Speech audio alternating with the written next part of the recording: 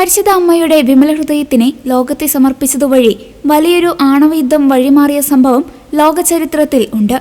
1984 March 25 വിശുദ്ധ John Paul രണ്ടാമൻ പാപ്പയാണ് റോമിലെ സെന്റ് പീറ്റേഴ്സ് ബസിലിക്കയിൽ വെച്ച് ലോകത്തെ മറിയത്തിന്റെ വിമല ഹൃദയത്തിനെ പ്രതിഷ്ഠിച്ചത്. ഇതിന് പിന്നിലൊരു ചരിത്രമുണ്ട്.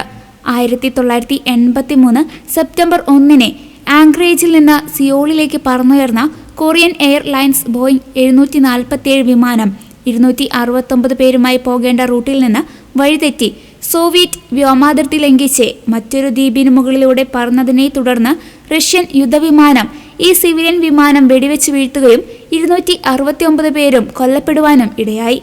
ഈ സംഭവത്തെ തുടർന്ന് ഗ്രേറ്റ് ബ്രിട്ടനും ജർമ്മനിയും ഉൾപ്പെടെ 5 യൂറോപ്യൻ രാജ്യങ്ങൾ യുണൈറ്റഡ് സ്റ്റേറ്റ്സ് മീഡിയം റേഞ്ച് മിസൈലുകൾ വാങ്ങാൻ പദ്ധതിയിടുകയും റഷ്യയ്ക്ക് മറുപടി കൊടുക്കണമെന്ന് തീരുമാനിക്കുകയും ചെയ്തു.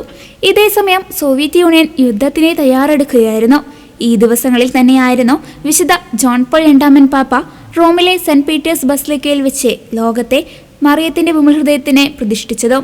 അപ്രതീക്ഷിതമെന്ന് പറയട്ടെ, 1984 മെയ് 13 റഷ്യയുടെ സൈനിക ശക്തിക്ക് കനത്ത തിരിച്ചടിയായി ഫിൻലൻഡിനടുത്ത ബാരൻസ് കടലിൽ സ്ഥിതി ചെയ്യുന്ന സെവറോമോർസ്ക് നാവിക താവളത്തിൽ സോവിയറ്റ് യൂണിയന്റെ നോർത്തേൺ ഫ്ലീറ്റിനെ തീപിടുത്തമുണ്ടായി. ഈ തീപിടുത്തത്തോടെ റഷ്യയുടെ ആയുധശേഖരം കത്തിനശിച്ചു. 900-ൽ അധികവും വിമാനവേധ മിസൈലുകളിൽ 580 എണ്ണവും ആണവായുധങ്ങൾ വഹിക്കാൻ ശേഷിയുള്ള 400 ഉപരിതല മിസൈലുകളിൽ 320 എണ്ണവും ഈ ദുരന്തത്തിൽ നശിച്ചു. 300ഓളം സൈനികർക്ക് ജീവൻ നഷ്ടപ്പെടുകയും ചെയ്തു. റഷ്യയുടെ ആണവായുധ ശേഖരമാണ് ആ തീപിടുത്തത്തിൽ നശിച്ചത്. പിറ്റേ വർഷം 1985 വിശുദ്ധ ജോൺ പോൾ രണ്ടാമൻ പാപ്പ ലോകത്തെ മാതാവിന്റെ വിമലഹൃദയത്തിനെ സമർപ്പിച്ചില്ലായിരുന്നെങ്കിൽ ഒരു ആണവയുദ്ധം ഉണ്ടാകുമായിരുന്നുവെന്ന് ഫാത്തിമ മാതാവ് പ്രത്യക്ഷപ്പെട്ട കുട്ടികളിൽ ഒരാളായ സിസ്റ്റർ ലൂസിയയ്ക്ക് പരിശുദ്ധ അമ്മ വെളിപ്പെടുത്തുകയും ചെയ്തു.